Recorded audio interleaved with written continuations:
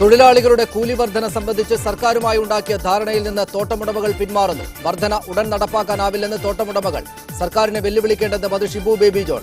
തോട്ടങ്ങൾ സർക്കാർ ഏറ്റെടുക്കണമെന്ന് CPM. PC ജോർജിനെ അയോഗ്യനാക്കിയ സ്പീക്കറുടെ നടപടി ശരിയല്ലെന്ന് മുൻ സ്പീക്കർ വക്കം പുരുഷോത്തമൻ. ബാർക്കോഴ വിഷയത്തിൽ കേരള കോൺഗ്രസിന് നീതി ലഭിച്ചില്ലെന്ന് ജോസ് കെ മാണി MP. ബാർക്കോഴയിൽ പറയേണ്ടതെല്ലാം പറഞ്ഞു കഴിഞ്ഞുവെന്ന് KM മാണി. കണ്ണൂർ കോർപ്പറേഷനിൽ വിമതന്റെ പിന്തുണ തേടുന്നത് സംബന്ധിച്ച് UDF-ൽ പ്രതിസന്ധി. PK രാഗേഷിന്റെ ഉപാധികൾ അംഗീകരിക്കില്ലെന്ന് KPCC. തീരുമാനം വൈകുന്നതിൽ ലീഗിന് അതൃപ്തി. കൊച്ചി മേയറുടെ കാര്യത്തിൽ കോൺഗ്രസിൽ തീരുമാനമായില്ല.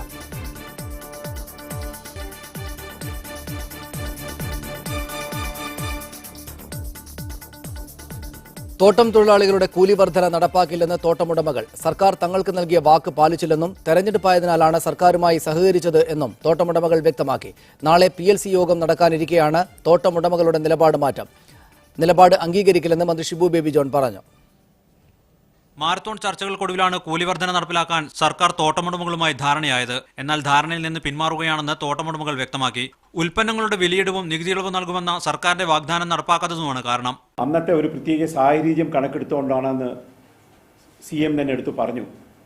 ആ ഒരു കാലഘട്ടം, ആ ഒരു പ്രശ്നം തീർത്തു പോകാൻ, മൂന്നാറിലുണ്ടായിരുന്ന സംഭവങ്ങൾ ഇതെല്ലാം ഒന്ന് കടന്നു പോകാൻ വേണ്ടി ഒരു വേതനം പറഞ്ഞതാണ്.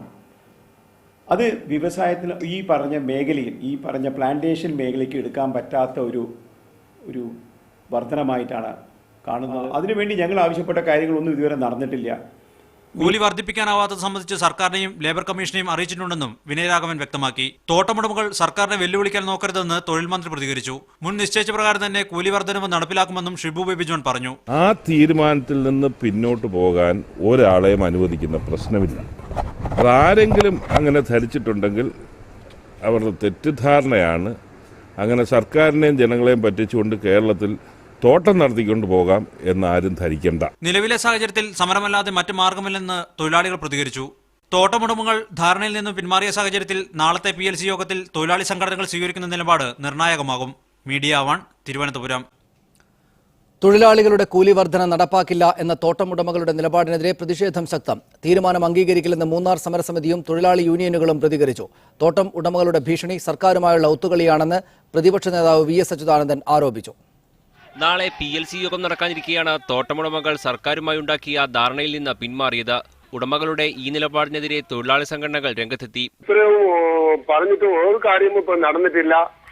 ഇപ്പൊ ശമ്പളം പോലും നടന്നിട്ടില്ല. അപ്പൊ നമ്മൾ എന്ത് ചെയ്യാന്? വേറെ സമരമില്ലാതെ വേറെ ഒരു മാർഗം നമുക്കില്ല. തോട്ടമുടമകളുടെ ഭീഷണി സംഘടിത തൊഴിലാളി വർഗത്തോടുള്ള വെല്ലുവിളിയാണെന്ന് VS പറഞ്ഞു. നിലപാടുമായി മുന്നോട്ടു പോയാൽ തോട്ടങ്ങൾ ഏറ്റെടുക്കുന്ന കാര്യം ആലോചിക്കണമെന്നും VS അച്യുതാനന്ദൻ ആവശ്യപ്പെട്ടു. തോട്ടം തൊഴിലാളികളുടെ പ്രശ്നത്തിൽ വാഗ്ദാനം പാലിച്ചില്ലെങ്കിൽ തൊഴിലാളി പ്രക്ഷോഭം CPM ഏറ്റെടുക്കുമെന്ന് സംസ്ഥാന സെക്രട്ടറി കോടിയേരി ബാലകൃഷ്ണനും പറഞ്ഞു. ഇതിനെതിരായി തൊഴിലാളികൾ ശക്തമായിട്ടുള്ള പ്രക്ഷോഭണത്തിന് നേതൃത്വം കൊടുക്കേണ്ടതായിട്ട് വരും. അത്തരമൊരു പ്രക്ഷോഭണം CPIM തന്നെ ഏറ്റെടുക്കും. തോട്ടമുടമകളുടെ നിലപാട് മാറ്റത്തിനു പിന്നിൽ മുഖ്യമന്ത്രിയാണെന്നും ജനങ്ങളെയും ഭരണകൂടത്തെയും വെല്ലുവിളിക്കാൻ സർക്കാർ കൂട്ടുനിൽക്കുകയാണെന്നും PC ജോർജ് ആരോപിച്ചു. തോട്ടമുടമകളുടെ നിലപാട് കേരളത്തിൽ നടപ്പില്ലെന്ന് തോമസ് ഐസക്കും പ്രതികരിച്ചു. വിവിധ ബ്യൂറോകൾക്കൊപ്പം news desk media 1.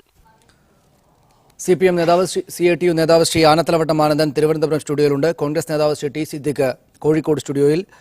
Association of planters of Kerala, തോട്ടമുടമകളുടെ സംഘടനയായ അസോസിയേഷൻ ഓഫ് പ്ലാന്റേഴ്സ് ന്റെ നേതാവ് ശ്രീ KB അജിത്ത് തിരുവനന്തപുരത്ത്. ഒപ്പം പൊമ്പിളി ഒരുമയുടെ നേതാവ് ശ്രീമതി ലിസി സണ്ണിയെ ടെലഫോണിൽ പ്രതീക്ഷിക്കുന്നു. മന്ത്രി ഷിബു ബേബി ജോണിനെയും ടെലഫോണിൽ ശ്രമിക്കുന്നുണ്ട്. ആദ്യം ശ്രീ ആനത്തലവട്ടം ആനന്ദൻ, തോട്ടമുടമകൾ വാഗ്ദാനത്തിൽ നിന്ന് പിന്മാറിയതിന് സർക്കാർ എന്ത് പിഴച്ചു? സർക്കാരിൻ്റെ എന്തു കുറ്റമാണ് എതിർക്കപ്പെടേണ്ടതായുള്ളത്? സർക്കാർ തോട്ടമുടമകളെന്ന് പറഞ്ഞിരിക്കുന്നത് സർക്കാർ അവർക്ക് ചില ആനുകൂല്യങ്ങളെ കൊടുക്കാമെന്ന് പറഞ്ഞിരുന്നു. ആ ആനുകൂല്യങ്ങളൊന്നും കൊടുക്കുന്നില്ല. അതുകൊണ്ട് ഞങ്ങൾക്ക് നടപ്പാക്കാൻ കഴിയില്ലെന്നാണ് രാവിലെ അവർ പറഞ്ഞത്. പക്ഷേ നമ്മുടെ രാജ്യത്ത് എല്ലാ വ്യവസായങ്ങളിലും ഇതേപോലെ തൊഴിൽ പ്രശ്നങ്ങൾ ഉണ്ടാകാറുണ്ട്. അത് കൈകാര്യം ചെയ്യാൻ ഇൻഡസ്ട്രിയൽ റിലേഷൻ കമ്മിറ്റി, ഇവിടെയാണെങ്കിൽ പ്ലാന്റേഷൻ ലേബർ കമ്മിറ്റി ഉണ്ട്. ആ കമ്മിറ്റി എടുക്കുന്ന തീരുമാനം ഗവൺമെൻറ്റിൻ്റെ മിനിസ്റ്ററാണ് അതിൻ്റെ അധ്യക്ഷനായിരിക്കുക. മിനിസ്റ്ററും തൊഴിലുടമകളും തൊഴിലാളി യൂണിയനുകളും ചേർന്ന് എടുക്കുന്ന തീരുമാനം നിയമപരമായി നടപ്പാക്കാൻ ബാധ്യസ്ഥരാണവർ. അങ്ങനെ അവർ ആ ബാധ്യത നിർവഹിക്കാതെ ഒഴിഞ്ഞു മാറിയാൽ കേരളത്തിലെ തോട്ടം മേഖല മാത്രമല്ല കേരളത്തിലുള്ള എല്ലാ വ്യവസായ മേഖലകളിലും ഒരു തൊഴിൽ സമരം കുഴപ്പം വിളിച്ചു വരുത്തലല്ലാതെ ഇതിന് വേറെ മാർഗമുണ്ട്. അതാണ് അവർ ചെയ്യാൻ ഉദ്ദേശിക്കുന്നത്. ഇവിടെ നിയമമുണ്ട്, ആ നിയമം നടപ്പാക്കാതെ വരുമ്പോഴാണ് തൊഴിലാളികൾ സമരത്തിൽ വരുന്നത്. സമരം നടത്തി ദീർഘകാലമായി ദിവസങ്ങൾ നീണ്ടുനിന്ന ചർച്ചകൾ നടത്തി ഒത്തുതീർപ്പ് ഉണ്ടാക്കിയ ശേഷം ഒത്തുതീർപ്പ് വ്യവസ്ഥ നടപ്പാക്കില്ലെന്ന് പറയുന്നത് ആരാണത് അംഗീകരിച്ചു കൊടുക്കാൻ ആർക്ക് അംഗീകരിച്ചു കൊടുക്കാൻ സാധിക്കും? 2015 ജനുവരി 1 മുതൽ ഈ തൊഴിലാളിക്ക് കൂലി വർധന നടപ്പാക്കേണ്ടതാണ്.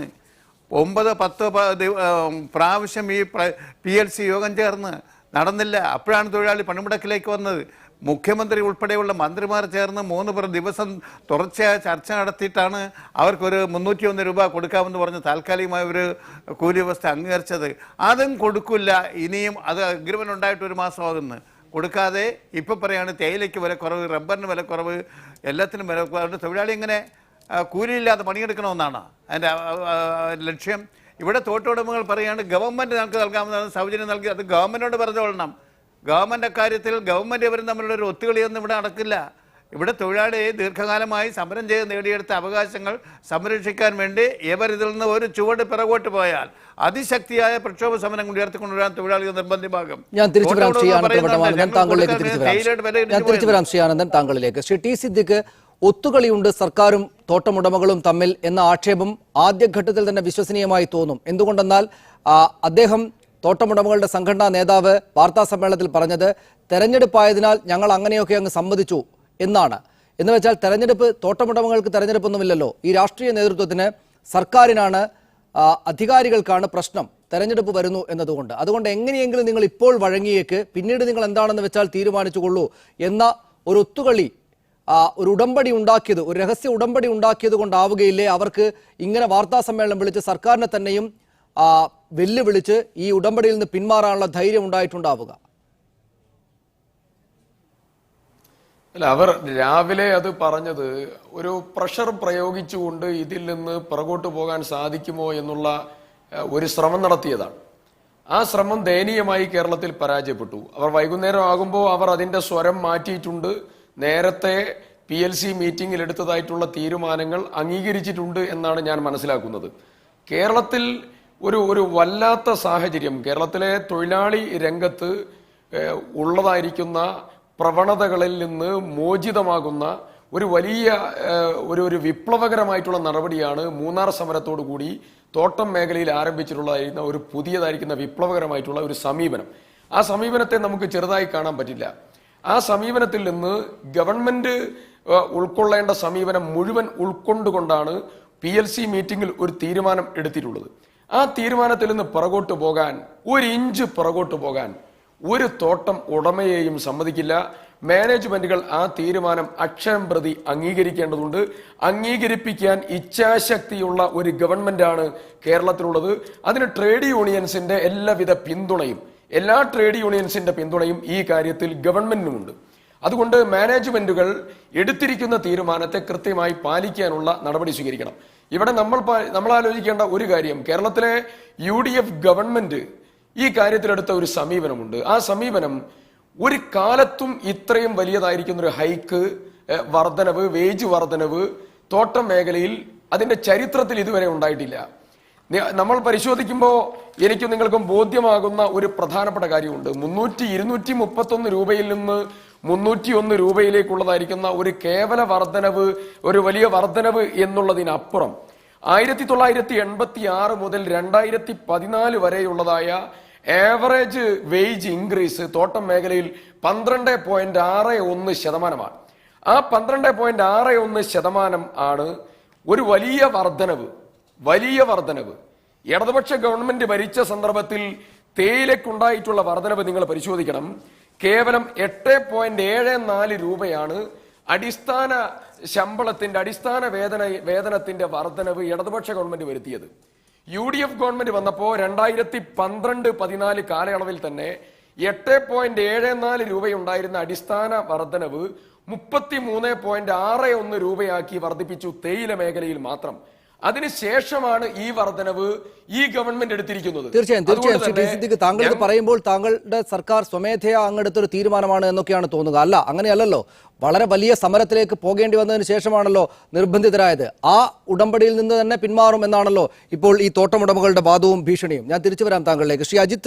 ശ്രീ കെ ബി അജിത്ത്, സർക്കാരിന് മുമ്പിൽ മുഖ്യമന്ത്രിയും ജനപ്രതിനിധികളും ഉൾപ്പെടെയുള്ള ആളുകൾക്ക് മുന്നിൽ വളരെ കാലം നീണ്ടുനിന്ന രാജ്യശ്രദ്ധയിലെത്തിയ സമരത്തിനൊടുവിൽ നിങ്ങളൊരു ഉടമ്പടിയിലെത്തുന്നു. അതിൽ നിന്ന് പിന്മാറും, തെരഞ്ഞെടുപ്പ് കഴിഞ്ഞ ഉടനെ ഞങ്ങൾ അങ്ങോട്ട് പിന്മാറും എന്ന് മനസ്സിൽ വെക്കുക. എന്ത് ധൈര്യമാണ് നിങ്ങൾക്കുണ്ടായത് അക്കാര്യത്തിൽ?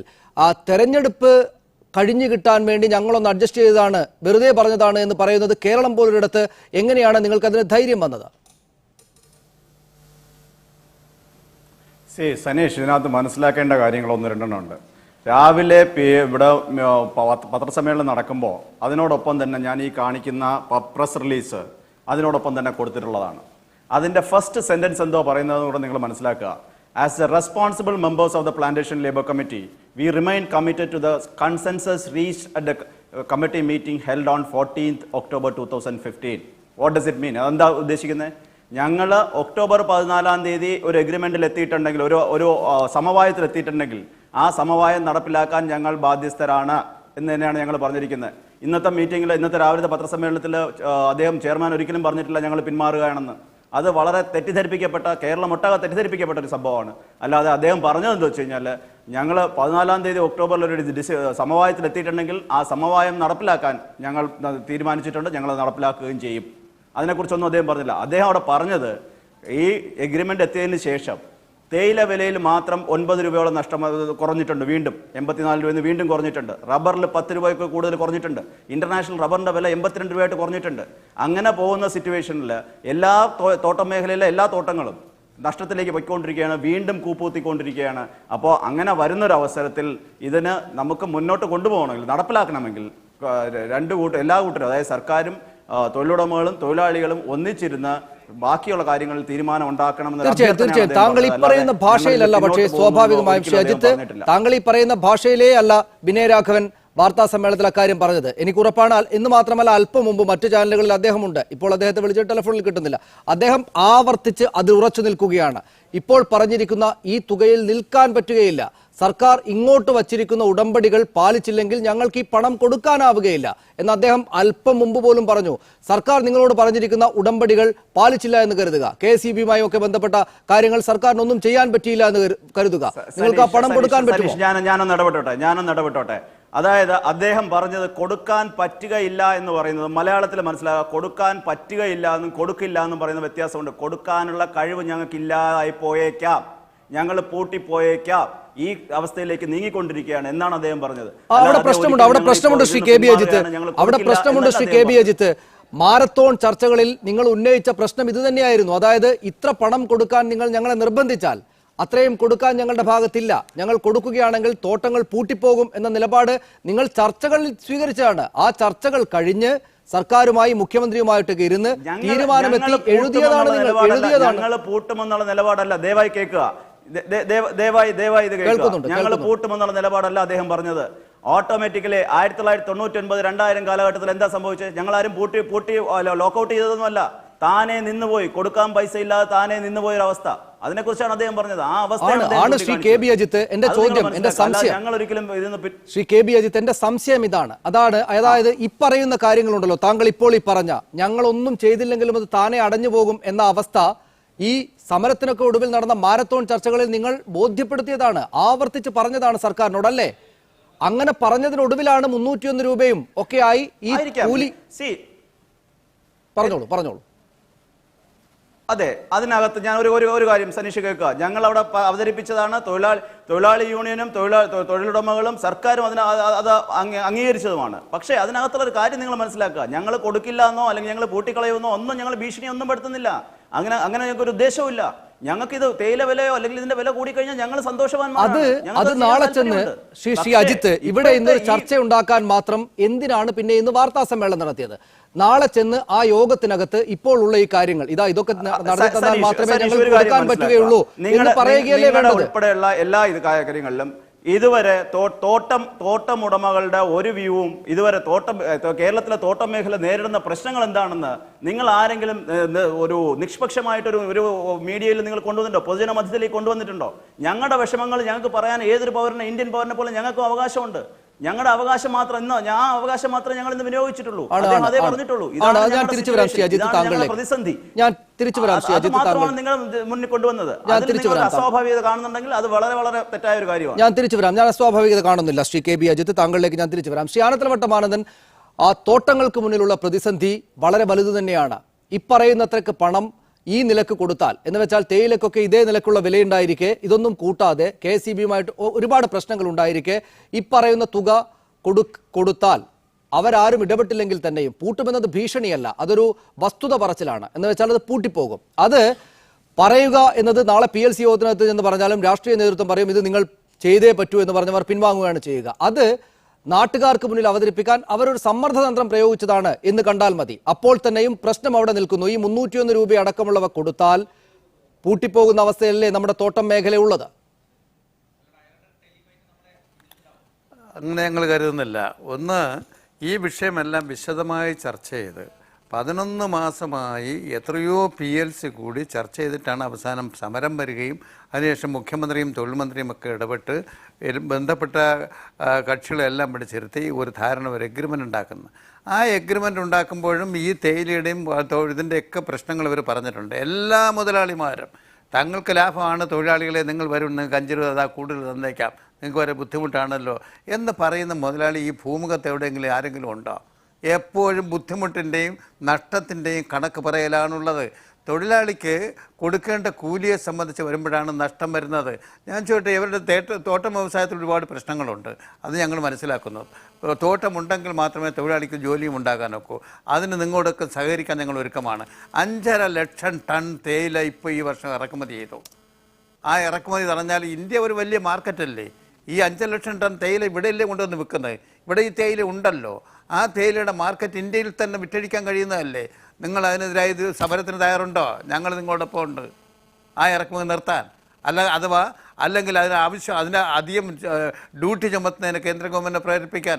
അതൊന്നും ചെയ്യാതെ പണിയെടുക്കാൻ തൊഴിലാളി മുതലാളിക്ക് നഷ്ടം നികത്താൻ വേണ്ടി പണിയെടുത്തിട്ട് പോയി പട്ടിണി കിടക്കണമെന്ന് പറഞ്ഞാൽ അത് നടക്കുമോ? അത് നടക്കാത്തൊരു കാര്യമല്ലേ. നിങ്ങൾ നാളെ PLC കൂടാനിരിക്കുമ്പോൾ എന്തിനാ ഇങ്ങനെ ഒരു പ്രസ് കോൺഫറൻസ് കാലത്ത് നടത്തിയത്? ഇന്ന് നേരത്തെ തന്നെ അതിൻ്റെ ചെയർമാനായ മിസ്റ്റർ വിനയ രാഘവൻ പറഞ്ഞത് ഇത് ഇപ്പോൾ ഈ 301 രൂപ കൊടുക്കണമെങ്കിൽ തന്നെ അത് 4 വർഷത്തേക്കൊന്നും തുടർച്ചയായി കൊടുക്കാനൊക്കില്ല. അങ്ങനെ വല്ല കരാറുണ്ട്. PLC ഒരു തീരുമാനമെടുത്താൽ അടുത്ത PLC കൂടി പുതുക്കുന്നവരെ ആ കരാർ നിലനിൽക്കില്ലേ? അതല്ലേ ഇതുവരെയുള്ള ചരിത്രം. അതിനിടയിൽ എങ്ങനെ ഇപ്പോൾ ഒരു പുതിയ ഭേദഗതി വരുന്നത്? അപ്പം നേരത്തെ സിദ്ദിഖ് പറഞ്ഞതുപോലെ ഗവൺമെൻറ്റിന് ചില കാര്യങ്ങൾ നിങ്ങൾക്ക് നേടിയെടുക്കാറുണ്ട്, അത് ഞങ്ങൾ തടസ്സമല്ല. ഈ വ്യവസായം നിലനിൽക്കാൻ വേണ്ടി ഗവൺമെൻറ് വല്ലതും പറഞ്ഞിട്ടുണ്ടെങ്കിൽ പറഞ്ഞത് എന്താണെന്ന് ആരും പറയുന്നില്ല. എന്ത് ആനുകൂല്യങ്ങളാണ് നിങ്ങൾക്ക് തരാമെന്ന് പറഞ്ഞതെന്ന് പറയുന്നില്ല. അതിന് മേലെ പ്രഷർ ടാക്ടിക്സ് ആണെങ്കിൽ അതൊക്കെ ചെലുത്തിക്കോ. അത് ശ്രീ അജിത്ത് അദ്ദേഹം പറയുന്നത് വസ്തുതക്കെടുക്കണം. അതായത് നിങ്ങളിത് നാളെ PLC യോഗം നടക്കാനിരിക്കെ ഈ മേഖല, ഈ തോട്ടം മേഖല നിലനിൽക്കണമെന്ന സതുദ്ദേശത്തോടു കൂടി ഒരു സമ്മർദ്ദതന്ത്രം എന്ന നിലക്ക് വാർത്താ സമ്മേളനം നടത്തി പറഞ്ഞതാണെങ്കിൽ, അതിന്റെ ഭാഷ ഒരല്പം കടുപ്പിച്ച് പറഞ്ഞതാണെങ്കിൽ അത് മനസ്സിലാക്കാനാവുന്നതേ ഉള്ളൂ. ആ മേഖല നിലനിൽക്കണമെങ്കിൽ മാത്രമേ ആ തൊഴിലാളികൾക്ക് ജീവിക്കാനാവുകയുള്ളൂ. പക്ഷേ ഇപ്പോഴിതൊരു അവസരമാണ്. എന്താണ് യഥാർത്ഥത്തിൽ നിങ്ങൾക്ക് സർക്കാരിൽ നിന്ന് വേണ്ടത്? സർക്കാർ എന്തുടമ്പടികളാണ് നിങ്ങളോടുമായി ഉണ്ടാക്കി അതിൽ നിന്ന് പിൻവാങ്ങിയത്? ഏത് നിലക്ക് മുന്നോട്ട് പോയിട്ട് വേണം ഈ തോട്ടം മേഖലയിലെ പ്രശ്നങ്ങൾ പരിഹരിക്കാൻ? എന്താണ് ആ പ്രശ്നങ്ങൾ? സനീഷ്, ഇതിലൊരു സമ്മർദ്ദതന്ത്രവും ഇല്ല. ഇത് ഞങ്ങളുടെ എന്താ പറയുക, സത്യസന്ധമായ നിലപാട് വ്യക്തമാക്കൽ മാത്രമാണ്. ഞങ്ങളുടെ അവസ്ഥയെക്കുറിച്ച് പറഞ്ഞതാണ്. ബഹുമാനപ്പെട്ട ശ്രീ ആനത്തലവട്ടം ആനന്ദം പറഞ്ഞ പോലെ അദ്ദേഹം പറഞ്ഞ വളരെ ശക്തമായ ഒരു കാര്യം അദ്ദേഹം പറഞ്ഞു. പ്ലാന്റേഷൻ മേഖല പ്രതിസന്ധിയിലാണ്. അതിനുവേണ്ടി ഞങ്ങൾ സെൻട്രൽ ഗവൺമെൻറ് അടുത്തും സ്റ്റേറ്റ് ഗവൺമെൻറ് അടുത്തും മുട്ടാത്ത വാതിലുകളില്ല. അത് ഇന്നും ഇന്നലെയും തുടങ്ങിയതല്ല. 2012 മുതൽ ഇതിൻ്റെ പ്രൈസ് ഒരു താഴേക്ക് പോയി തുടങ്ങിയ മുതൽ ഞങ്ങൾ പോയി പറഞ്ഞുകൊണ്ടിരിക്കുക.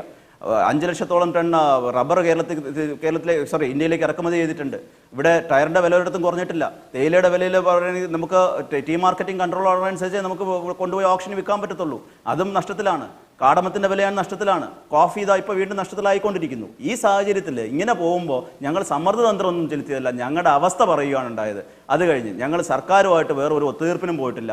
ഞങ്ങൾ സർക്കാരിനോട് 2012 മുതൽ അതിന് വേണമെങ്കിൽ അതൊരു തൊഴിലാളി യൂണിയനിലെ എല്ലാ, അതായത് ഇടതുപക്ഷ വലതുപക്ഷ എല്ലാ തൊഴിലാളി യൂണിയനുകളും ഒരുമിച്ച് ചേർന്ന് സമ്മതിച്ചൊരു കാര്യമാണ്. പ്ലാന്റേഷൻ സ്റ്റാൻഡിംഗ് കമ്മിറ്റിയിൽ പ്ലാന്റേഷൻ മേഖല ശക്തമായ പ്രതിസന്ധി നേരിട്ടുകൊണ്ടിരിക്കുകയാണ്. ഇങ്ങനെയാണെങ്കിൽ കേരളത്തിലെ പ്ലാന്റേഷൻ മേഖല അധികകാലം ഉണ്ടാകത്തില്ല.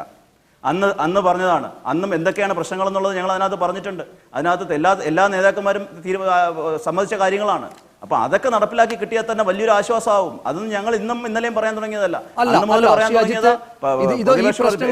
രാഷ്ട്രീയ ഭേദമന്യേ എല്ലാവരും സമ്മതിച്ച കാര്യങ്ങളും. ഈ പ്രശ്നങ്ങൾ ഇന്നും ഇന്നലെയും പറയാൻ തുടങ്ങിയതല്ല, എല്ലാവർക്കും നേരത്തെ തന്നെ അറിയാവുന്നതാണ്. നാളെ ഇപ്പോൾ PLC യോഗത്തിലാണെങ്കിലും സർക്കാർ എടുക്കുന്ന നിലപാട് അതൊക്കെ അവിടെ നിൽക്കട്ടെ. നിങ്ങൾ ഈ കൊടുക്കേണ്ടുന്ന തുക തൊഴിലാളികൾക്ക് കൂലിയായി കൊടുത്തേക്കണം കേട്ടോ എന്നൊരു അന്തിമമായ വാക്കായിരിക്കും പറയുക. എന്തുകൊണ്ടെന്നാൽ വരാനിരിക്കുന്നുണ്ട് നിയമസഭാ തെരഞ്ഞെടുപ്പും. അവർക്ക് തെരഞ്ഞെടുപ്പ് പ്രധാനമാണ്. രാഷ്ട്രീയ നേതൃത്വത്തിന് കൊടുത്ത വാക്കിൽ നിന്ന് അവർക്ക് പിന്നോട്ട് പോകാനാവുകയില്ല. ഈ പ്രശ്നങ്ങളൊക്കെ അവിടെ നിൽക്കുമ്പോൾ തന്നെയും ഈ 301 രൂപ തുടങ്ങിയ കൂലി അധികമായി നൽകിയ കൂലി കൊടുക്കാൻ നിർബന്ധിതരായാൽ എന്താണ് സംഭവിക്കുക?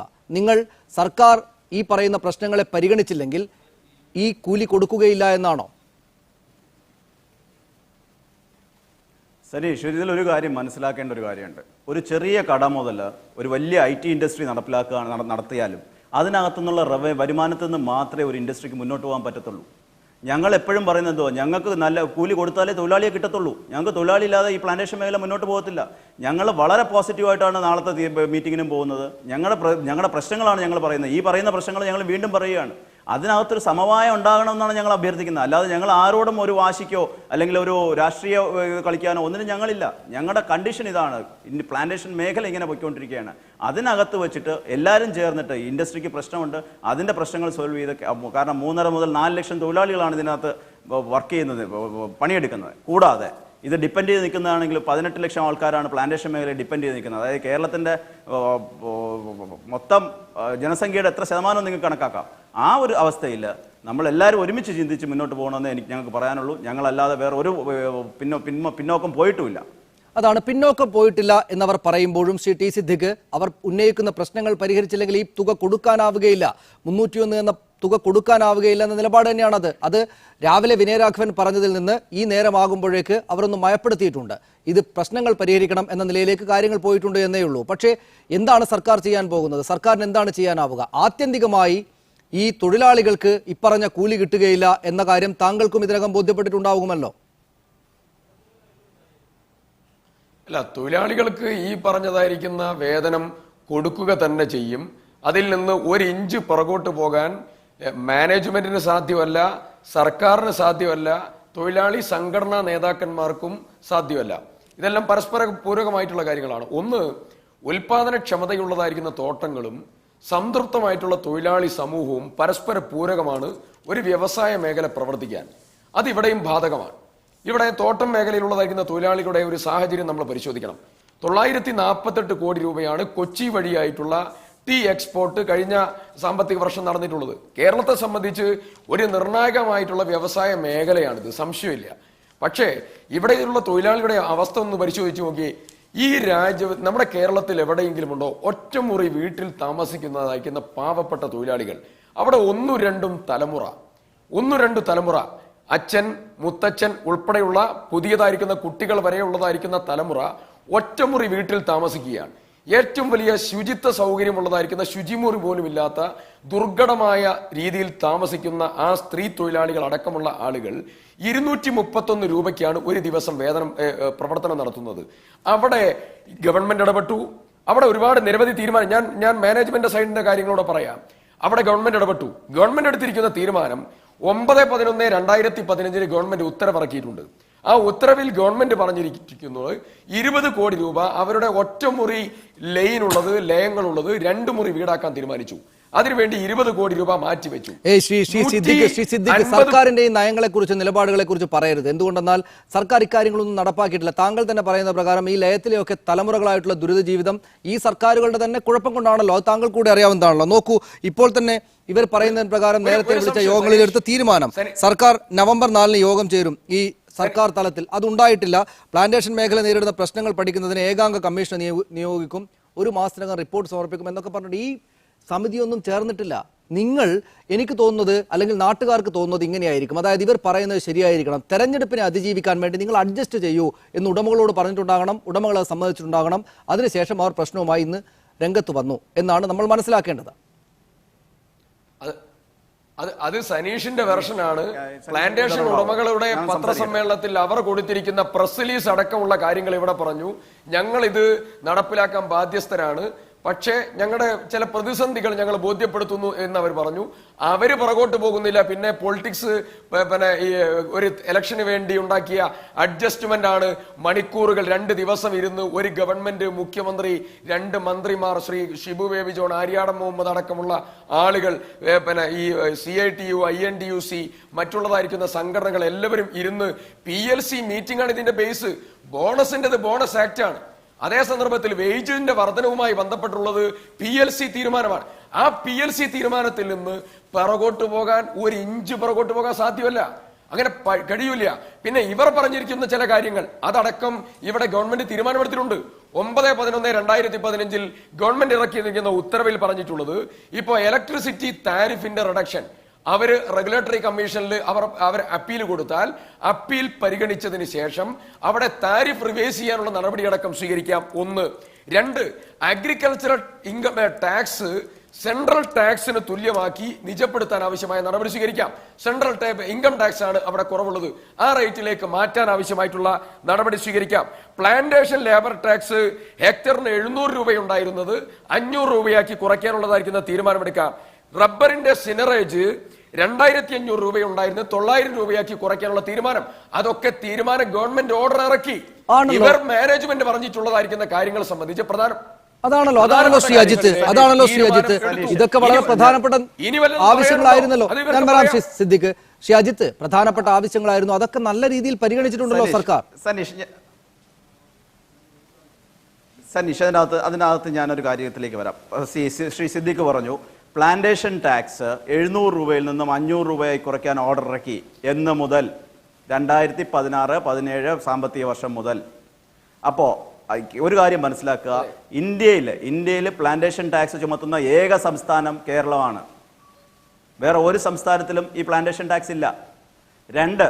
അഗ്രികൾച്ചർ ഇൻകം ടാക്സ് കേരളത്തിൽ ലാഭത്തിന്റെ 50% അഗ്രികൾച്ചർ ഇൻകം ടാക്സ് ആയിട്ട് കൊടുക്കണം. വേറെ തമിഴ്നാട്ടിൽ അങ്ങനെ ഒരു സാധനം ഇല്ല. 3ാമത്തെ പ്രശ്നം അദ്ദേഹം പറഞ്ഞത് നമ്മുടെ ലേബർ ലൈൻസിന്റെ കാര്യം. ലേബർ ലൈൻസിന്റെ കാര്യത്തിൽ ഒരു കാര്യം മനസ്സിലാക്കുക, ഈ ഒറ്റമുറി ലേബർ ലൈൻസ് എന്ന് പറയുന്നത് ഞങ്ങൾ ആരും കൊണ്ടുവന്നത് റൂളല്ല. ഇത് 1952 മുതൽ നമ്മുടെ പ്ലാന്റേഷൻ ഹൗസിംഗ് അഡ്വൈസറി ബോർഡിന്റെയും പഴയ പ്ലാന്റേഷൻ ലേബർ ആക്ടിന്റെയും ബേസിൽ വന്നിട്ടുള്ളതാണ്. ഞങ്ങൾ പുതിയത് കൊടുക്കാനായിട്ട് ഭവനം ഫൗണ്ടേഷൻ 2012 ഞാൻ തന്നെ നേരിട്ട് പോയി കൊടുത്ത. ഞാൻ തിരിച്ചു വരാം. ശ്രീ അജിത്ത്, ഞങ്ങൾക്ക് അത് തന്നെയാണ് പറയുന്നത്, ഞങ്ങളുടെ തൊഴിലാളികളുടെ മേലുള്ള ഉത്തരവാദിത്വവും തൊഴിലാളി നിലനിൽക്കണം എന്നുള്ള ആഗ്രഹത്തോടും, അമിതമായ ആഗ്രഹത്തോടും. കാരണം തൊഴിലാളി ഇല്ലെങ്കിൽ പ്ലാന്റേഷൻ മേഖല ഇല്ല. അതാണ് ഞാൻ തിരിച്ചു വരാം. ശ്രീ ആനത്തലവട്ടമാനന്ദൻ, കേരളത്തിൽ മുതലാളിമാർ ആകെ കുഴപ്പക്കാരാണ്, തൊഴിലാളികളെ പീഡിപ്പിക്കുന്നേ, പറഞ്ഞ പൈസ കൊടുക്കാതെ പറ്റിക്കുന്നേ എന്നൊക്കെ പറഞ്ഞാൽ പൊതുവിലൊരു അപ്പീലൊക്കെ കിട്ടുമെങ്കിലും അവർ പറയുന്നതിൽ വസ്തുതയുണ്ട്. എന്ന് വെച്ചാൽ ഇതൊന്നും അവരായിട്ടുണ്ടാക്കിയതല്ലല്ലോ. ഇതാണ് കേരളത്തിൽ വന്നിരുന്ന സ്ഥിതി. ഇത് ഈ നിലവിലെ അവസ്ഥയിൽ പോകുകയാണെങ്കിൽ പ്ലാന്റേഷൻ തോട്ടം മേഖലകൾ പൂട്ടാതെ പോകണമെങ്കിൽ ഇപ്പറയുന്ന പണം അങ്ങോട്ട് കൊടുത്താൽ മാത്രം പറ്റുകയില്ല. അവർക്ക് കൂലി വർധന ഉണ്ടാക്കി കൊടുക്കുകയും മറ്റൊരു പ്രശ്നവും പരിഹരിക്കാതിരിക്കുകയും ചെയ്താൽ, അവർ പറയുന്നത് വസ്തുതയാണ്, തോട്ടം മേഖല പൂട്ടിപ്പോകും. അപ്പോൾ പിന്നെ നമ്മൾ ഈ വാശി പിടിച്ച് സമരം നടത്താം എന്നൊക്കെ പറയുന്നത് കൊണ്ട് അടുത്ത തെരഞ്ഞെടുപ്പ് വരെ പ്രതിപക്ഷത്തിന് ഒരു ആയുധം കിട്ടുമെന്നല്ലാതെ എന്ത് ഗുണമാണ് ഉണ്ടാവുക? ഈ തെരഞ്ഞെടുപ്പ് വരുമ്പോൾ മാത്രമല്ല തൊഴിലാളികളെ സംഘടിപ്പിച്ച് തൊഴിലാളി യൂണിയനുകൾ സമരം ചെയ്യുന്നത്. ആ തെറ്റിദ്ധാരണ മാറ്റണം. തെരഞ്ഞെടുപ്പ് കണ്ടിട്ടുമല്ല, തൊഴിലാളിയുടെ ജീവിതം മെച്ചപ്പെടുത്താൻ വേണ്ടിയിട്ടാണ്. അവരുടെ ജീവിത ശോച്യാവസ്ഥയിൽ നിന്ന് അവരെ കയറേറ്റാനാണ്. അതിൻ്റെ നേട്ടവും ഈ കേരളത്തിൽ ഉണ്ടായിട്ടുണ്ട്. അതിനൊന്നും കുറച്ച് കാണിക്കണ്ട. കേരളത്തിലെ മുതലാളിമാരെല്ലാം കുഴപ്പക്കാരാണെന്നൊന്നും ഞാൻ പറയുന്നില്ല. മുതലാളിത്തത്തിൻ്റെ ഒരു സ്വഭാവമുണ്ട്, പരമാവധി കൂലി കുറച്ച് മാക്സിമം ലാഭം ഉണ്ടാക്കുക. അതെല്ലാം മുതലാളിയുടെയും മനസ്സിലുള്ളത് തന്നെയാണ്, അതിവിടെയും നടക്കും. പക്ഷേ തൊഴിലാളിക്കും ജീവിക്കണം, അത് മാത്രമേ പറഞ്ഞുള്ളൂ. ഇവിടെ ഈ പ്ലാന്റേഷൻ മേഖലയെ സംബന്ധിച്ചിടത്തോളം വളരെ പ്രധാനപ്പെട്ട ചില കാര്യങ്ങളുണ്ട്. ഇപ്പം ഞാൻ പറയട്ടെ, ഞാനും നിങ്ങളും 1 കിലോ തേയില വാങ്ങണമെങ്കിൽ കൂടെ എത്ര രൂപ കൊടുക്കണം? നിങ്ങൾ പറയുന്നത് 84 രൂപയുള്ളെന്ന്. ഈ ഡിഫറൻസ് എങ്ങനെയാണ് വരുന്നത്? ഇതിന് മാറ്റം വരണ്ടേ? ഇന്ത്യ ഏറ്റവും വലിയൊരു മാർക്കല്ല. റബ്ബറിൻ്റെ കാര്യം എൻ്റെ സ്നേഹിതൻ അജിത്ത് സൂചിപ്പിക്കുകയുണ്ടായി. റബ്ബറിൻ്റെ വില ഇടിഞ്ഞ് താഴ്ന്നുകൊണ്ടേ പോകുന്നു, ടയറിൻ്റെ വില കൂടിക്കൊണ്ടേ ഇരിക്കുകയല്ലേ. ആരാ ഇത് കൊള്ളയടിക്കുന്നത്? ആ കൊള്ള അവസാനിപ്പിച്ചാൽ ഈ പ്ലാന്റേഷൻ മര്യാദയ്ക്ക് നടത്തിക്കൊണ്ട് പോകാൻ സാധിക്കില്ലേ? ഇതിന് ന്യായമായ പ്രൈസ് തീരുമാനിക്കണം. ലോകത്തേക്ക് ഏറ്റവും പ്രശസ്തമായ തേയിലയാണല്ലോ നിങ്ങളുടെ ടാറ്റ ടീ. അതിനേക്കാളൊരു ടീ ഉണ്ടോ? ആ ടീ ഇവിടെ നിങ്ങൾ എന്ത് വിലയ്ക്കാണ് വിൽക്കുക? നമ്മൾ ഓരോരുത്തരും വാങ്ങുക. ഇവിടെ നിങ്ങൾക്ക് 84 രൂപ കിട്ടുന്നുള്ളതാണ്. ആ സിസ്റ്റം മാറ്റി തീർക്കുക എന്നുള്ളത് പ്രധാനമല്ലേ? അതുപോലെ നിങ്ങളുടെ ആവശ്യങ്ങളൊക്കെ തോട്ടം ഉടമകളുടെ തോട്ടം 50 സെൻറ്റുകാരൻ 100 ഏക്കറുകാരൻ 2 ഏക്കറുകാരൻ അങ്ങനെയുള്ള ചെറുകിട തോട്ട ഉടമസ്ഥന്മാർ അനുഭവിക്കുന്ന ദുരിതമൊക്കെ ഞങ്ങൾ മനസ്സിലാക്കുന്നവരാണ്. പക്ഷേ അത് നിങ്ങൾ നോക്ക്, 232 രൂപ ഒരു തൊഴിലാളി കൂലി വാങ്ങിച്ചുകൊണ്ട് പണിയെടുത്ത് ആ തൊഴിലാളി എങ്ങനെ ജീവിക്കും? അവരുടെ കൂലി ഇപ്പം 301 വർദ്ധിച്ച് അത് കൊടുക്കുന്നതുകൊണ്ട് ഞങ്ങൾക്ക് തോട്ടം വ്യവസായം നടത്തിക്കൊണ്ട് പോകാൻ ഒക്കില്ല. ആ തൊഴിലാളിയുടെ കൂലി കുറച്ചാൽ നിങ്ങൾക്ക് നടത്തിക്കൊണ്ട് പോകാൻ സാധിക്കുമോ? ഈ പറയുന്ന ആപത്ത് വീണ്ടും തുടരുകയാണെങ്കിൽ. അതുകൊണ്ട് ആ നയങ്ങളെ തിരുത്താനുള്ള സമരത്തിൽ നിങ്ങളുണ്ടോ? ആ നയങ്ങളെ തിരുത്താനുള്ള പ്രവർത്തനം നിങ്ങളുണ്ടോ? ഞങ്ങളുണ്ട്. അവരെന്ത് ചെയ്യണമെന്നാണ് ശ്രീ ആനന്ദലവട്ടം ആനന്ദൻ? അവരെന്ത് ചെയ്യണമെന്നാണ്? അവരെക്കാര്യത്തിൽ ഗവൺമെന്റ് സമ്മർദ്ദം ചെലുത്തണം. ഗവൺമെന്റാണ് ഇക്കാര്യം തീരുമാനം എടുക്കേണ്ടത്. കേന്ദ്ര ഗവൺമെന്റിലും സമ്മർദ്ദം ചെലുത്തേണ്ടതുണ്ട്. ഈ ഇമ്പോർട്ട് നിർത്താൻ പറയണം. ഇവിടെ ഈ തേയില മനുഷ്യർക്ക് ആവശ്യമായ തേയില ഉൽപ്പാദിപ്പിക്കുന്ന വിറ്റഴിക്കാൻ നിവൃത്തിയില്ല, വില കുറഞ്ഞു കിടക്കുന്നു. ഞാൻ തിരിച്ചു വരാം ശ്രീ ആനന്ദലവട്ടം ആനന്ദൻ. മറ്റ് അതിഥികളിലേക്ക് വരാം. മന്ത്രി ശ്രീ ആര്യാടൻ മുഹമ്മദ് ഇപ്പോൾ ടെലിഫോൺ ലൈനുണ്ട്. ശ്രീ ആര്യാടൻ മുഹമ്മദ്, താങ്കൾ കൂടെ ഉണ്ടായിരുന്ന ആ യോഗത്തിലെടുത്ത തീരുമാനത്തെയാണ് പൂർണ്ണമായി പാലിക്കാനാവുകയില്ല എന്ന് ഇന്ന് രാവിലെ വാർത്താ സമ്മേളനം വിളിച്ച് തോട്ടമുടമകൾ പറഞ്ഞത്. ആ കൂലി വർധന കൊടുക്കാനാവുകയില്ല എന്നവർ വ്യക്തമാക്കിയിട്ടുണ്ട്. പക്ഷേ അപ്പോൾ തന്നെ ഞങ്ങളിതിന് ബാധ്യസ്ഥരാണ് എന്ന് എഴുതി വെച്ചൊരു വാർത്താ കുറിപ്പുണ്ട്. എങ്കിൽ പോലും ഇന്ന കാരണങ്ങളാൽ ഇത് കൊടുത്താൽ പ്ലാന്റേഷൻ മേഖല പൂട്ടിപ്പോകുമെന്നവർ പറയുന്നുമുണ്ട്. ഈ നേരമൊക്കെ ആകുമ്പോൾ അവർ മയപ്പെട്ടിട്ടുണ്ട്. ഞങ്ങൾ കൊടുക്കില്ല എന്നല്ല പറഞ്ഞത്, പക്ഷേ ഇത് പ്രതിസന്ധിയുണ്ട് എന്ന കാര്യം ആളുകൾക്ക് മുന്നിൽ ബോധ്യപ്പെടുത്താനാണ് ഇക്കാര്യം പറഞ്ഞത് എന്നാണ് അവരുടെ നിലപാട്. അവരുടെ പ്രതിസന്ധി പരിഹരിച്ചില്ലെങ്കിൽ ഈ തുക കൂലി വർധന തൊഴിലാളികൾക്ക് കൊടുക്കാൻ പറ്റുകയില്ല എന്ന നിലപാട് തന്നെയാണ് അതിന്റെ അടിസ്ഥാനം. എന്ത് ചെയ്യും സർക്കാർ? തൊഴിലാളികൾ എന്ത് ചെയ്യണം? ഹലോ, ഇത് ഈ ഇൻഡസ്ട്രിയൽ റിലേഷൻസ് കമ്മിറ്റിയാണ് PLC എന്ന് പറയുന്നത്. അത് കേരളത്തിലൊരു പ്രത്യേക സിദ്ധിയായിട്ടുള്ളതാണ്. ഇവിടുത്തെ ഇൻഡസ്ട്രിയൽ റിലേഷൻസ് ഇത്രമാത്രം ഇതായിട്ട് കൊണ്ടു നടക്കുന്നതിൽ വളരെ വർഷങ്ങളായി ഈ കമ്മിറ്റികൾക്കാണ് വലിയ പങ്ക്. അതുകൊണ്ട് യാതൊരു കാരണവശാലും ഈ പറയുന്ന മാനേജ്മെന്റിന്റെ ഈ ഇത് അംഗീകരിക്കാൻ പറ്റില്ല. ഇന്ന് വരെ കേരളത്തിന്റെ ചരിത്രത്തിൽ ഒരു ഇൻഡസ്ട്രിയൽ റിലേഷൻസ് കമ്മിറ്റി കൂടിയിട്ടൊരു തീരുമാനം എടുത്തിട്ട് ആ കമ്മിറ്റിയിൽ ബന്ധപ്പെട്ട ഏതെങ്കിലും കക്ഷി ഞങ്ങൾക്കത് സ്വീകാര്യമല്ല എന്ന് പറഞ്ഞ ചരിത്രമില്ല. ഒരു നിമിഷം ശ്രീ ആര്യാടൻ മുഹമ്മദ്, ഞാൻ ഇടപെടുന്നത് എന്നോട് ക്ഷമിക്കണം. അങ്ങനെ ചരിത്രമില്ല. പക്ഷേ എങ്കിൽ പോലും ഇന്ന് രാവിലെ വിനയരാഘവൻ ഇക്കാര്യം പറഞ്ഞതിന് കാരണമായിട്ട്, ഇങ്ങനെ ഒരു നിലപാടിലേക്ക് പോയതിന് കാരണമായി പറഞ്ഞത് തെരഞ്ഞെടുപ്പ് വരികയായിരുന്നു, ഞങ്ങൾ അതുകൊണ്ട് ഒന്ന് വഴങ്ങിയതാണ്, ബുദ്ധിമുട്ടുണ്ടാകരുത് എന്നതുകൊണ്ട്. ഈ ഇൻഡസ്ട്രി എന്താ താൻ പറയുന്നത്? തെരഞ്ഞെടുപ്പ് ആയത് കേൾക്കാൻ തയ്യാറുണ്ടോ? കേൾക്കാം. അല്ലെങ്കിൽ എനിക്ക് നിങ്ങളോട് സംസാരിക്കണം തന്നെയല്ല. നിങ്ങൾ എന്നും എനിക്ക് എതിരായിട്ട് നിൽക്കണ സ്ഥാപന അത് കിട്ടാത്തത് കൊണ്ട് അതിന് വേണ്ടിയിട്ടുള്ള ശ്രമമാവുന്നത് നടക്കും. അല്ല ശ്രീ ആര്യാടൻ മുഹമ്മദ്, താങ്കൾ പറഞ്ഞതിനോടൊപ്പം ചേർന്ന് നിൽക്കുന്ന ഒരു കാര്യം ഞാൻ അങ്ങോട്ട് പറയുകയായിരുന്നു. അതായത് അവർ പറഞ്ഞത് സർക്കാരിന് ചീത്തപ്പേരുണ്ടാക്കുന്ന വിധത്തിൽ തെരഞ്ഞെടുപ്പ് മുമ്പാണെങ്കിൽ താൻ തന്റെ പണി നോക്ക്. മനസ്സിലായോ? താങ്കൾ കാര്യങ്ങൾ കേൾക്കാതെ ചൂടാവല്ലേ ശ്രീ ആര്യാടൻ മുഹമ്മദ്? അതായത് സർക്കാർ തെരഞ്ഞെടുപ്പിലേക്ക് പോകുന്നത് കൊണ്ട് അതുകൊണ്ടാണ് ഞങ്ങൾ ഒന്ന് വഴങ്ങിയത് എന്ന് പറയുകയായിരുന്നു അവർ വാർത്താ സമ്മേളനത്തിൽ ചെയ്തത്. അങ്ങനെ വല്ല രഹസ്യ ഉടമ്പടിയും ഉണ്ടാക്കിയിട്ടുണ്ടോ? അത് നിഷേധിക്കാനുള്ള അവസരം തരികയാണ് ഞാൻ ചെയ്തത് താങ്കൾക്ക്. ഈ ചാനൽ ചെയ്യുന്ന മുതലാളിമാർക്ക് വേണ്ടിയാണ്. താങ്കൾ വെച്ചോളൂ ശ്രീ ആര്യാടൻ മുഹമ്മദ്, ഞാൻ താങ്കളെ തിരിച്ചു വന്നോളാം. ശ്രീ ആനന്ദലവട്ടം ആനന്ദൻ അദ്ദേഹം മറ്റെന്തോ കാര്യം സംസാരിക്കുകയാണ്. ശ്രീ ആനന്ദലവട്ടം ആനന്ദൻ, സർക്കാരിന്റെ ഭാഗത്ത് നിന്ന് വീഴ്ച ഉണ്ടായിട്ടുണ്ട് എന്ന് താങ്കൾക്ക് തോന്നുന്നുണ്ടോ? സർക്കാരിൻ്റെ കാര്യത്തിൽ വീഴ്ച ഉണ്ടായിട്ടുണ്ടെന്ന് ഇപ്പം തൊഴിലുടമകളാണ് പറയുന്നത്, തോട്ട ഉടമകളാണ് പറയുന്നത്. അതാണ് ഞങ്ങൾ പറഞ്ഞത്. അങ്ങനെ ഉണ്ടെന്ന് പറയുന്നത് ശരിയാണെങ്കിൽ അതൊരു ഒത്തുകളിയാണ്. കാരണം ഒരു സമരത്തെ തണുപ്പിക്കാൻ, ഒത്തുതീർപ്പുണ്ടാക്കാൻ തെരഞ്ഞെടുപ്പ് വന്നിരിക്കും, നിങ്ങൾ തൽക്കാലം ഇത് വഴങ്ങണം എന്ന് തോട്ട ഉടമകളുടെ പ്രതിനിധി പറയുമ്പോൾ അത് ഗവൺമെൻറ്റും അവരും തമ്മിലുണ്ടാക്കിയിട്ടുള്ള രഹസ്യധാരണയാണ്, ഞങ്ങൾക്കറിയില്ലാത്തത്. ഞങ്ങളവിടെ അങ്ങനെ സർക്കാർ ഒരു ഉടമ്പടി ചില ധാരണകൾ, നമുക്ക് ഇങ്ങനെ മുന്നോട്ട് പോകാം, തെരഞ്ഞെടുപ്പ് കാലമായതുകൊണ്ട് ഇനിയും വലിയ പ്രശ്നമുണ്ടാക്കല്ലേ, ഇങ്ങനെ മുന്നോട്ട് പോകാം എന്ന്, ഞങ്ങൾ ഇന്ന കാര്യങ്ങൾ ചെയ്തു തന്നുകൊള്ളാം എന്ന് വല്ല ഉടമ്പടികളിലും എത്തിയിരുന്നോ? അങ്ങനെയുള്ള ധാരണകളിൽ നിൽക്കാത്തൊരവസ്ഥ സർക്കാരിന്റെ ഭാഗത്തുനിന്ന് ഇപ്പോഴുണ്ടായിട്ടുണ്ടോ? സനീഷ്, ഒരു ഉടമ്പടിയും ഒരു ധാരണയും അങ്ങനത്തെ ഒരു കാര്യങ്ങളുമില്ല. ആസ് ഫാർ ആസ് ലേബർ വേജസിൻ്റെ കാര്യം സംബന്ധിച്ചിടത്തോളം പ്ലാന്റേഷൻ ലേബർ കമ്മിറ്റിയിൽ എല്ലാ തൊഴിലാളി യൂണിയൻ നേതാക്കളും സർക്കാരും ഞങ്ങളും ഒരുമിച്ചിരുന്ന് സംസാരിച്ചിട്ടുള്ള തീരുമാനങ്ങളല്ലാതെ സർക്കാരുമായിട്ട് ഞങ്ങൾക്ക് അങ്ങനെ ഒരു ഉടമ്പടിയും ഇല്ല, അങ്ങനെ പറഞ്ഞിട്ടുമില്ല.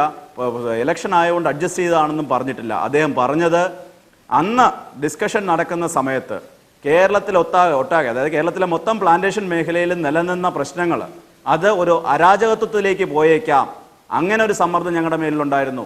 പ്ലാന്റേഷൻ പൂട്ടിക്കിടന്നാൽ സാമ്പത്തികമായ സ്ഥിതിവിശേഷം ഗുരുതരമാക്കിയേക്കാം, അങ്ങനെ ഒരു പ്രഷർ ഞങ്ങളിലുണ്ടായിരുന്നു, സമ്മർദ്ദം ഉണ്ടായിരുന്നു. അതാണ് അദ്ദേഹം പറഞ്ഞത്. അല്ലാതെ അദ്ദേഹം ഒരിടത്തും പറഞ്ഞിട്ടില്ല സർക്കാരിന്റെ സമ്മർദ്ദം ഞാൻ അതിനെ പൂർണ്ണമായി നിഷേധിക്കുന്നു, അങ്ങനെ ഒരു സംസാരം ഉണ്ടായിട്ടില്ല. ശ്രീ ടി സിദ്ദിഖ്, നമുക്ക് ഈ ചർച്ച അവസാനിപ്പിക്കാം. നാളെ പക്ഷേ ഈ പ്രശ്നങ്ങൾ മുന്നിലുള്ളത് കൊണ്ട് തന്നെ പ്ലാന്റേഷൻ ഉടമകൾക്ക്, തോട്ടം ഉടമകൾക്ക് ഈ നിലപാടിൽ നിന്ന് പിന്നോട്ട് പോകാനാവുകയില്ല. എന്തുകൊണ്ടെന്നാൽ തോട്ടം പൂട്ടിപ്പോകും. ഇങ്ങനെ ഒരു കാര്യങ്ങളും സ്വീകരിക്കാതെ, ഒരു പ്രശ്നപരിഹാരവും ഉണ്ടാകാതെ ഈ തുക കൊടുത്താൽ തോട്ടങ്ങൾ പൂട്ടിപ്പോകും എന്നത് അവരുടെ മുന്നിലുള്ള വസ്തുതയാണ്. അതുകൊണ്ട് നാളെ PLC യോഗത്തിൽ ഈ വാദം അവർ ആവർത്തിച്ചുന്നയിക്കും. അവർക്ക് വഴങ്ങിക്കൊടുക്കാതെ, അവർ പറയുന്ന കാര്യങ്ങൾ പരിഹരിക്കാതെ തൊഴിലാളികൾക്ക് അവരുടെ കാശ് കിട്ടുകയില്ല. സെക്രട്ടേറിയറ്റിന് മുന്നിൽ സമരം വരും. സമരത്തിനോടൊപ്പം ആര് വന്നാലും ഞങ്ങൾ സ്വീകരിക്കുമെന്ന് ലിസി സണ്ണിയെ പോലുള്ള നേതാക്കൾ പറഞ്ഞിട്ടുണ്ട്. ഇടതുപക്ഷം, പ്രതിപക്ഷം സ്വാഭാവികമായും തൊഴിലാളികൾക്കൊപ്പം നിൽക്കുകയും ചെയ്യും. വലിയ പ്രതിസന്ധിയിലേക്കാണ് സർക്കാർ പോകുന്നത്. ഒരു പ്രതിസന്ധിയുമില്ല. ഇന്ന് ഈ ചർച്ചയുടെ തന്നെ ആവശ്യമില്ല. അവര് പറഞ്ഞു ഞങ്ങൾ എടുത്തെത്തിയ PLCയിൽ എടുത്തിരിക്കുന്ന തീരുമാനത്തിൽ നിന്ന് പുറകോട്ട് പോകുന്ന പ്രശ്നമില്ല എന്ന് അവർ പറഞ്ഞു. അവർക്ക് ചില പ്രതിസന്ധികൾ ഉണ്ടെന്ന്, പുതുതായി ചില പ്രതിസന്ധികൾ, അന്ന് ചർച്ച ചെയ്യപ്പെടാത്തതായ ചില പ്രതിസന്ധികൾ ഉണ്ടായിട്ടുണ്ട്. റേറ്റിന്റെ കാര്യത്തിലൊക്കെ, ഏത് റേറ്റിന്റെ, അവരുടെ പ്രോഡക്റ്റ് റേറ്റിന്റെ കാര്യത്തിൽ എന്നൊക്കെയാണ് അവർ പറയുന്നത്. അതവർ നാളത്തെ ചർച്ചയിൽ ഉന്നയിക്കട്ടെ. പക്ഷെ ഒരു കാര്യം, 301 രൂപയാക്കിയ തീരുമാനത്തിൽ നിന്ന് പിറകോട്ട് പോകുന്ന പ്രശ്നമില്ല എന്ന് ബഹുമാനപ്പെട്ട ആര്യാടൻ പറഞ്ഞിട്ടുണ്ട്, ചർച്ചയ്ക്ക് നേതൃത്വം കൊടുത്ത. അതുപോലെ ലേബർ മിനിസ്റ്റർ വളരെ കൃത്യമായി പറഞ്ഞിട്ടുണ്ട്. അതിന്റെ ഇച്ഛാശക്തി ഈ ഗവൺമെന്റിനുണ്ട്. അതുകൊണ്ട് പറയാത്തതായിരിക്കുന്ന ഒരു കാര്യങ്ങളിലേക്ക് കൊണ്ടുപോയി സർക്കാർ രഹസ്യ ഉടമ്പടി എന്നൊക്കെ പറഞ്ഞ് ഈ ചർച്ച നടത്തേണ്ട കാര്യം തന്നെ ഇന്നില്ലായിരുന്നു. രണ്ടാമത് ഒരു കാര്യം തന്നെ ഞാൻ പറയാൻ ആഗ്രഹിക്കുന്നു. അടിസ്ഥാന വേതനത്തിന്റെ വർധനവിന്റെ കാര്യത്തിൽ ഇടതുപക്ഷ ഗവൺമെന്റിനേക്കാൾ മെച്ചപ്പെട്ട നിലപാടാണ് UDF എടുത്തത് എന്നതാണ് അദ്ദേഹം പറയാൻ വന്നിരുന്നത്. ചെറിയ സാങ്കേതിക പ്രശ്നം കൊണ്ട് അദ്ദേഹത്തിന് അത് പൂർണ്ണമാക്കാൻ കഴിഞ്ഞില്ല. വളരെ നന്ദി ശ്രീ ടി സിദ്ദിഖ്, ശ്രീ ആനത്തലവട്ടം ആനന്ദൻ, ശ്രീ KB അജിത്ത്, ശ്രീ ആര്യാടൻ മുഹമ്മദ് ഈ ചർച്ചയിൽ പങ്കെടുത്തതിന്. നാളെയാണ് PLC യോഗം. എന്താണ് ഉണ്ടാവുക എന്നത് തൊഴിലാളികൾക്ക് അവർക്ക് ഇതിനകം ഉറപ്പുകൊടുത്ത തുകയെങ്കിലും കൂലിയായി കിട്ടുമോ എന്ന കാര്യത്തിൽ നാളെയാണ് തീരുമാനമുണ്ടാവുക. കാത്തിരിക്കാം നമുക്ക്. സ്പെഷ്യൽ എഡിഷൻ പൂർണ്ണമാകുന്നു. നമസ്കാരം.